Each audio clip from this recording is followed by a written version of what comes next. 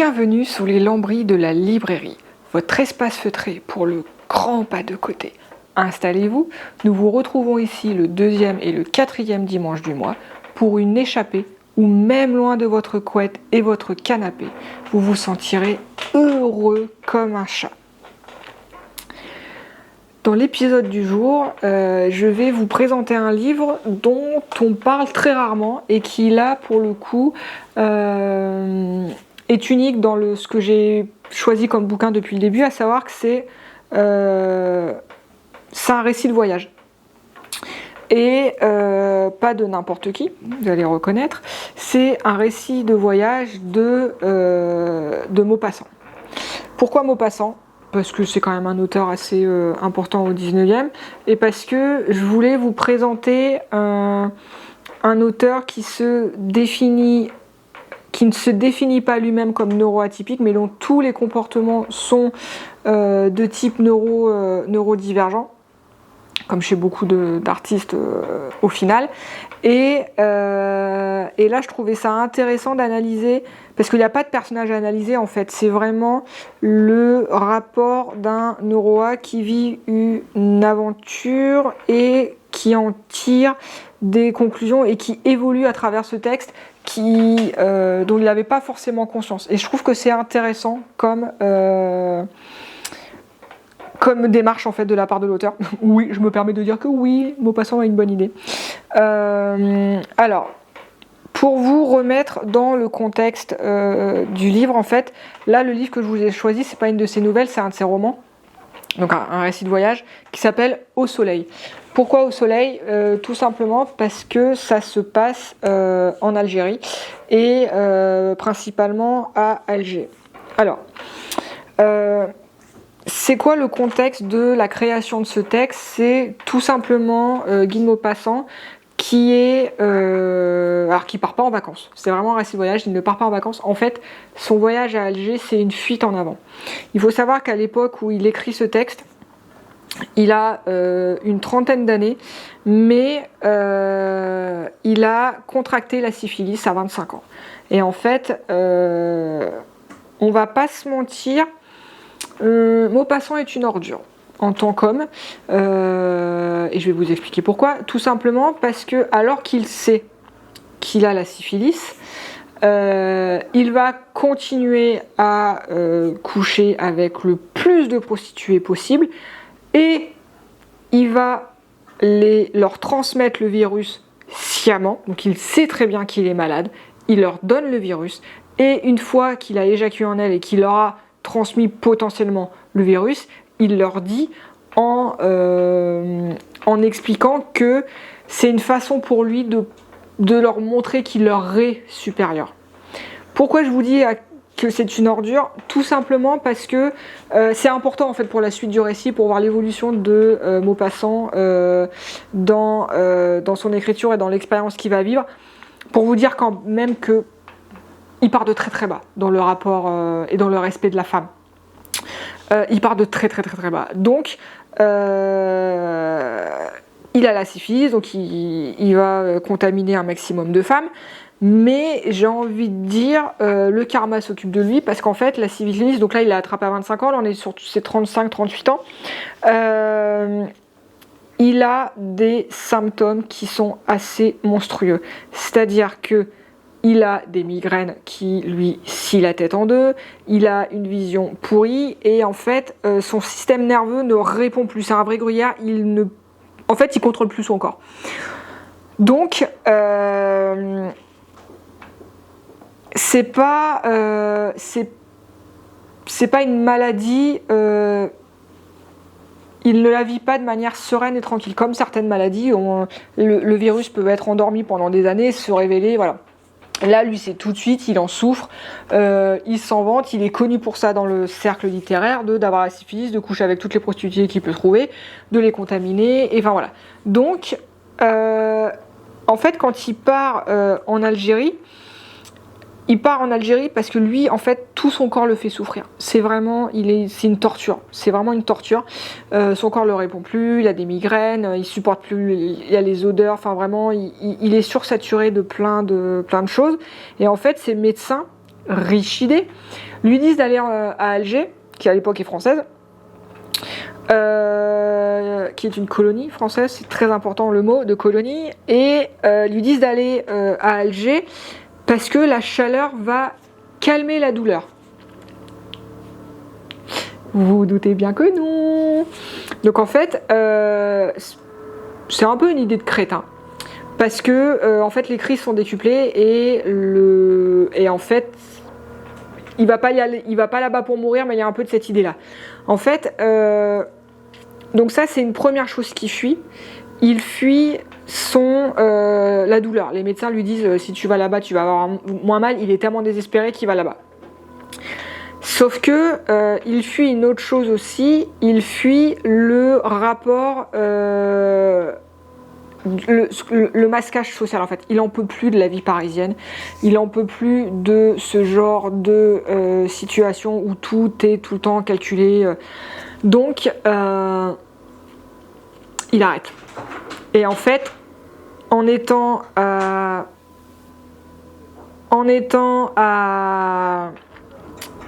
Alger, il n'est plus dans ses codes sociaux et ça lui enlève une pression en fait. Donc il est content. Le silence dans le désert en fait, il projette que ça va le calmer dans le brouillard mental. Son brouillard mental va se calmer. En fait, tout simplement, il faut savoir que, vous l'avez expérimenté probablement, c'est quand on est au fond du trou, qu'on a des douleurs de malade, qu'on n'est plus en capacité, en fait qu'on n'a plus nos filtres et qu'on n'a plus nos trucs, qu'on devient d'une lucidité, d'une hyper lucidité assez effrayante, parce que en fait, on a tellement mal qu'on n'a pas le temps d'avoir notre cerveau qui fait alors, solution A, solution A', solution A tierce, solution... Non, là le cerveau, le corps, il a tellement mal, il est tellement sursaturé, il est tellement tout ce que vous voulez que, et ben en fait, il a tout qui chiante. C'est ce que vit Maupassant dans ce livre-là et quand il va à Alger. Quand il se retrouve à Alger, donc lui il a projeté, en plus il va sur la mer et il est déjà content en fait de voir l'eau parce que pour lui l'eau c'est un grand drap de soie bleue. Donc il est déjà apaisé parce que il a plus l'odeur, il a plus le monde, il est déjà dans un nouveau rythme qui lui plaît un peu plus. Sa charge sensorielle elle restera. La douleur non, mais on enlève une charge sensorielle, ça commence à aller un peu mieux. Ce qui fait que quand il arrive à Alger, et ben en fait, c'est une violence phénoménale. Je ne sais pas si vous êtes déjà allé à Alger ou Maroc, Algérie, Tunisie, mais vous allez comprendre. Je vais pas dire que c'est les mêmes pays, loin, c'est pas du tout vrai. Au niveau architectural, ça se ressemble quand même beaucoup, surtout pour des Français de l'époque.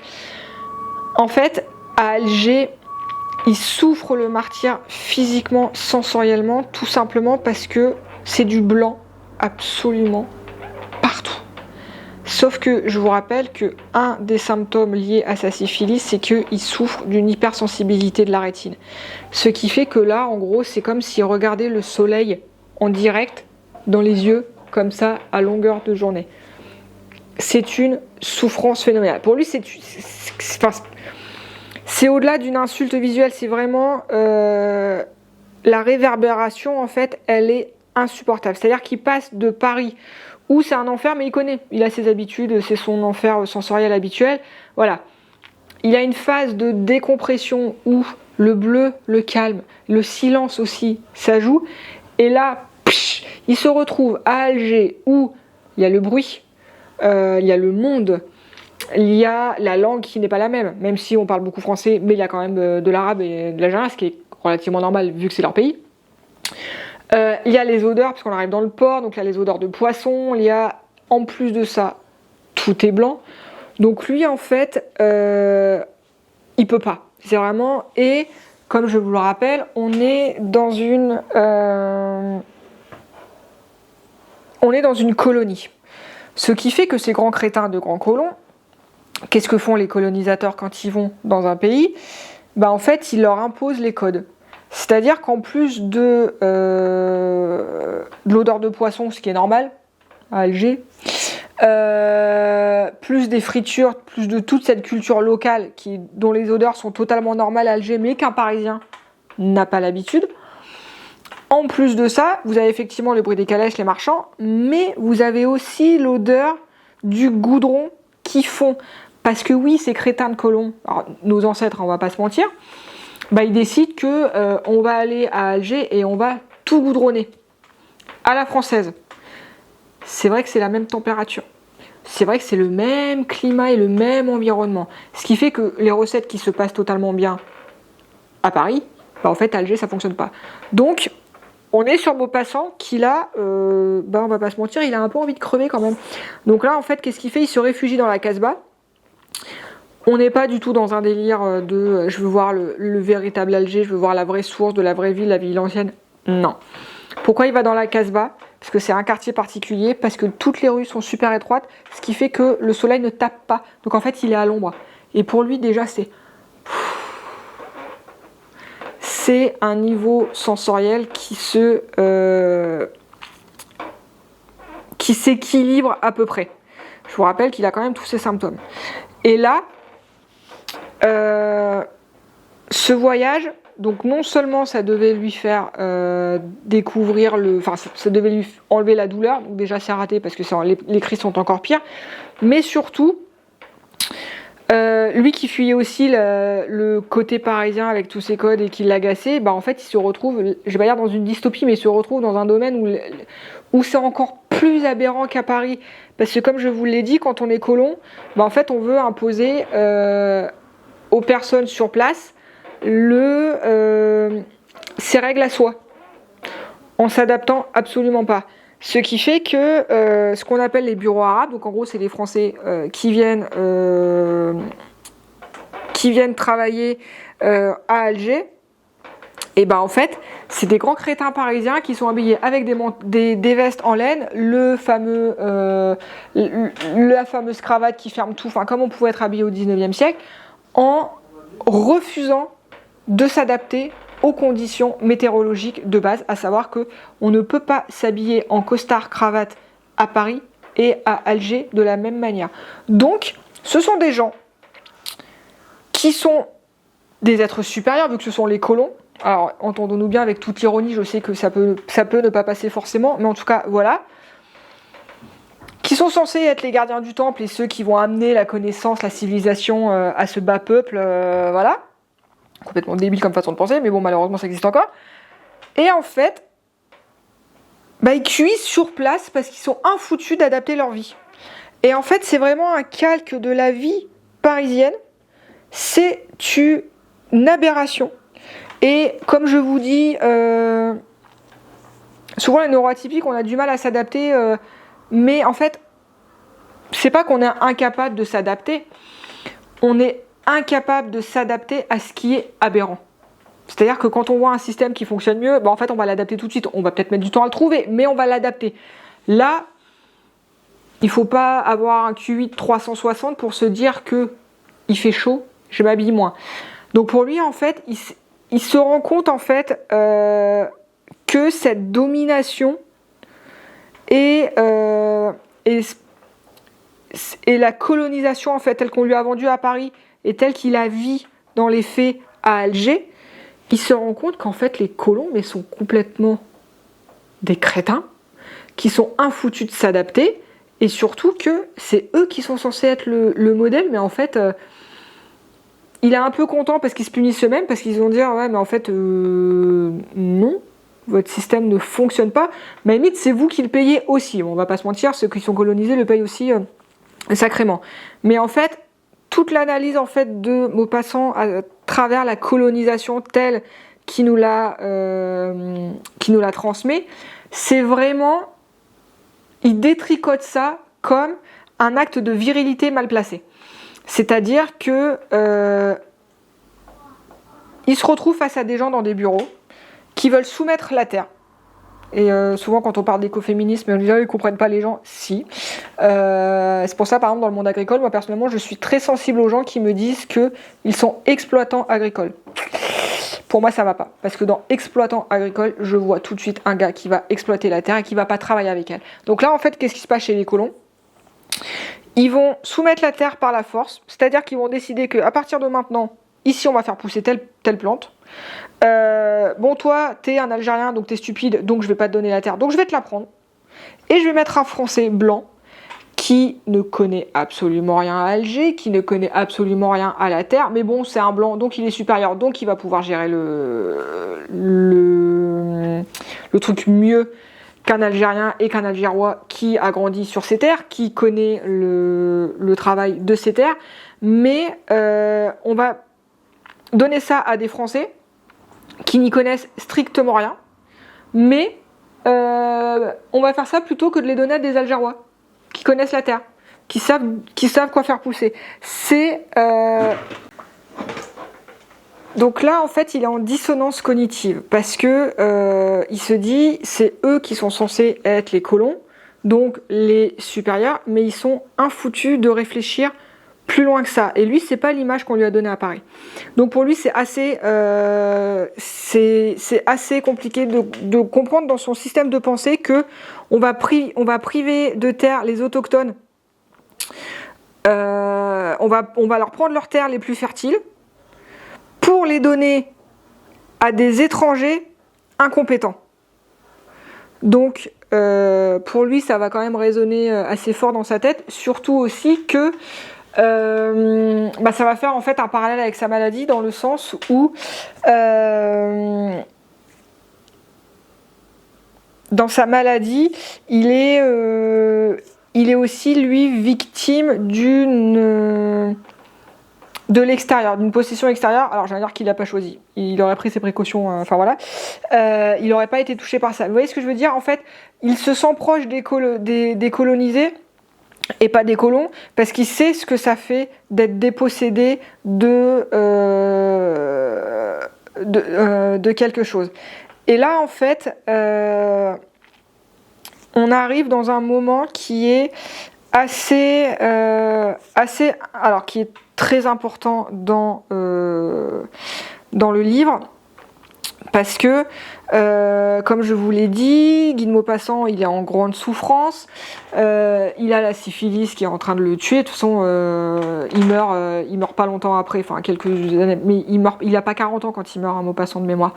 Donc, et là je vous dis, il en a plutôt 35-38, donc on est vraiment il est vraiment en fin de vie. Et il se rend compte que tout ce qu'on lui a raconté sur la colonisation française, en disant que c'était les bienfaits, c'était merveilleux, on leur a tout apporté, regardez-nous les vieux mâles blancs, les sages blancs qui vont aller apporter la culture au sous-peuple. Là en fait il se dit, mais c'est qui le plus crétin des deux, c'est qui vraiment le sous-peuple? Je pense que c'est plutôt les colonisateurs que les colonisés, hein. Bon voilà, c'est comme ça qu'il le vit. Et à un moment il part à Bou-Saada. Alors, je ne sais pas si je prononce correctement. En tout cas, voilà.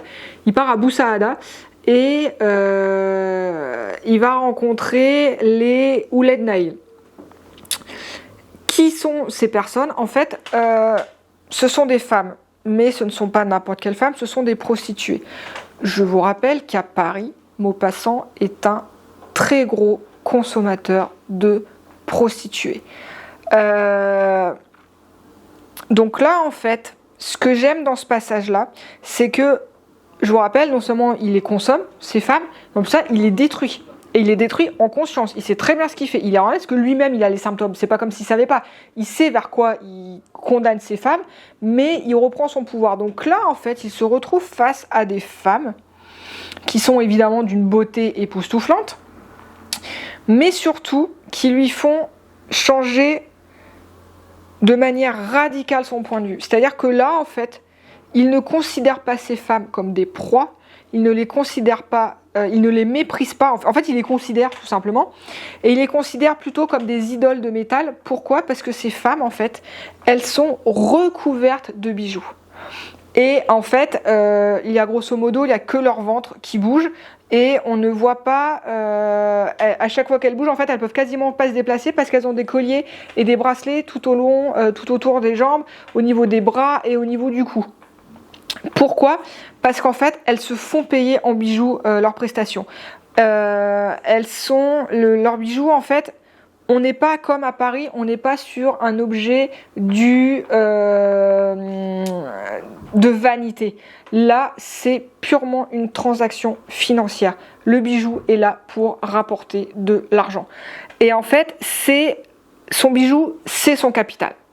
Chaque femme a son capital marqué sur son corps. Et en fait, c'est important de le dire, c'est que ces femmes-là, spécifiquement, en fait, elles quittent leur village. Donc, elles le font en conscience.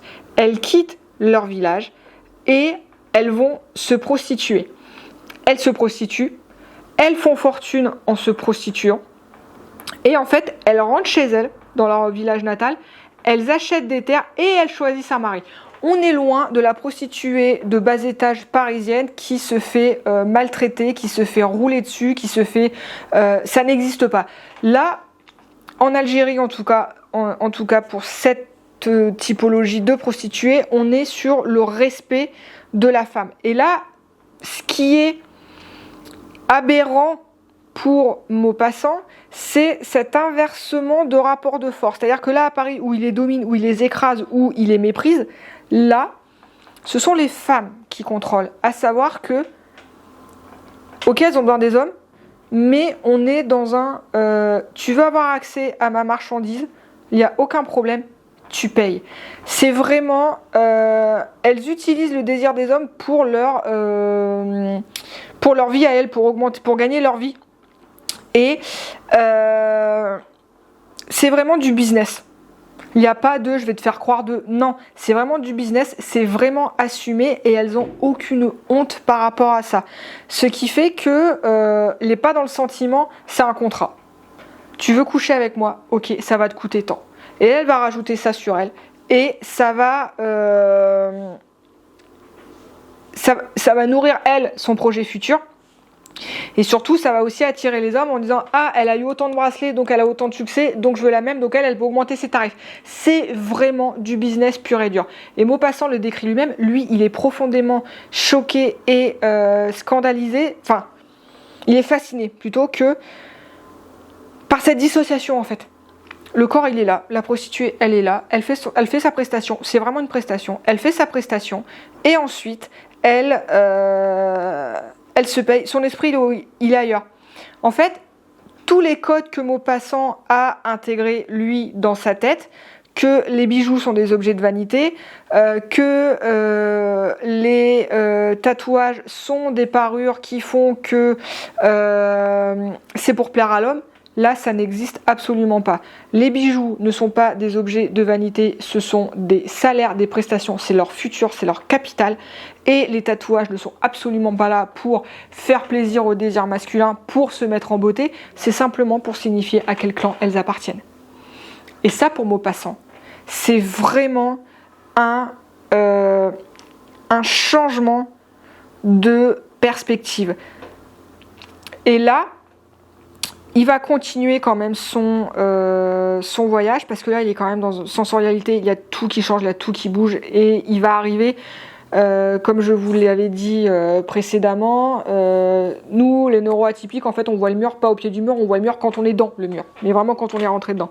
Et là en fait c'est ce qui va se passer, c'est-à-dire qu'il va continuer son voyage et il va aller dans le sud. Et en fait dans le sud on n'est pas du tout dans la même ambiance, mais surtout on passe du blanc d'Alger au rose du désert. Donc ça c'est encore autre chose, mais là la différence c'est que l'air va devenir totalement irrespirable. Il va y avoir le sirocco qui va arriver, donc le vent, et alors là ça va être ce qu'on appelle pour les neuroas le meltdown. Ils font vraiment, le gars ils font il est en décompensation totale en fait. Et en fait il y a eu trop d'infos, le bug dans la matrice, il y a trop d'infos, il faut vraiment, il explose, il ne peut plus rien.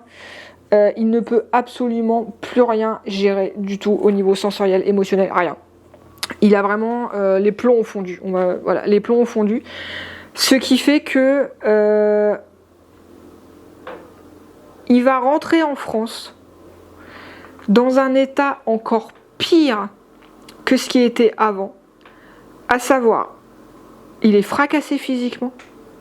Parce que les douleurs sont pas parties. Hein. Aurait-je l'idée de dire ah bah oui t'as la syphilis, va te soigner au soleil, t'iras mieux. Alors qu'en fait c'est tellement puissant le soleil marocain, algérien que quand on est déjà hyperesthésique, c'est juste pas possible. Alors en plus quand on a la syphilis, encore moins. Le blanc sur les yeux, c'est juste pas possible. Mais en plus de ça, il a vu ce qu'est réellement la colonisation. Donc là, en fait, ce voyage, ça a été une révélation. Il y a un avant et un après, mais absolument pas dans la douceur. Loin s'en faut, mais vraiment dans la douleur, et ça a failli le tuer. Donc est-ce que le jeu en valait la chandelle?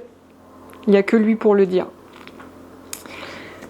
Sur cette explication, je vous montre le trésor d'Eurydice de l'épisode, qui est une reliure très solide en plein cuir, œuvre complète illustrée de Maupassant, qui date de 1902. Là vous voyez en premier, vous voyez ces fameuses prostituées qui sont